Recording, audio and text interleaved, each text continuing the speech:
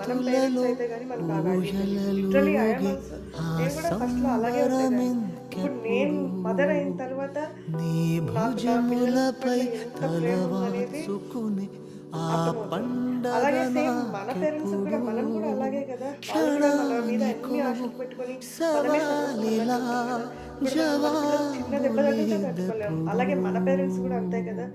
So please పేరెంట్స్ని కష్టపెట్టకండి, బాగా చూసుకోండి. దేవుడి కంటే